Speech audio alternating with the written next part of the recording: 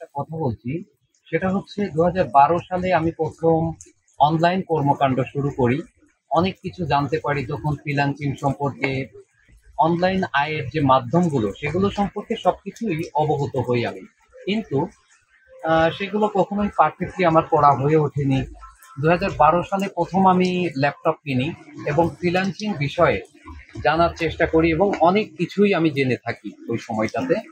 কিন্তু তারপরে চলে গেল এখন ২০২৫ সাল, এক যুগের অধিক টাইম। কিন্তু এই এক যুগের অধিক টাইমটাতে আমি কিন্তু সেই কাজগুলো পারফেক্টলি করতে পারিনি।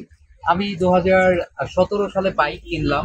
তখন স্লো মোশনে অনেকেই ভিডিও তৈরি করছে এবং অনলাইনে লক্ষ লক্ষ টাকা ইনকাম করছে।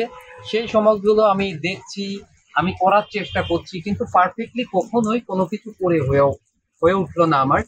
সেটা কি জন্য? এই যে ভাষা ভাষা কিছু কাজগুলো, এগুলো কখনোই করা যাবে না। যেটা করতে হবে, এটা একেবারে সঠিক ওয়েতে লেগে থাকতে হবে ধৈর্য ধরে।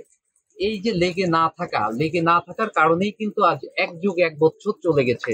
অর্থাৎ ২০১২ থেকে জার্নিটা ২০২৫ সাল আজকে।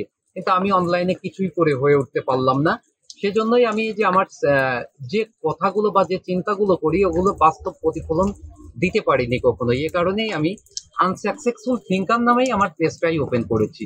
সুতরাং এই যে আপনারা লেগে থাকুন, দেখুন কি হয়। এখন অনলাইনে প্রচুর টাকা ইনকাম হচ্ছে।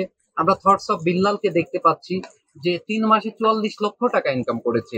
কিন্তু এই ইনকামটা সহজে আসেনি, সে লেগেছিল, ধরে রেখেছিল এই কারণেই। সুতরাং লেগে থাকুন, আমি আবার চেষ্টা করছি, আবার নতুন করে শুরু করছি। তো আপনারা আমার পাশে থাকবেন। ধন্যবাদ সকলকে।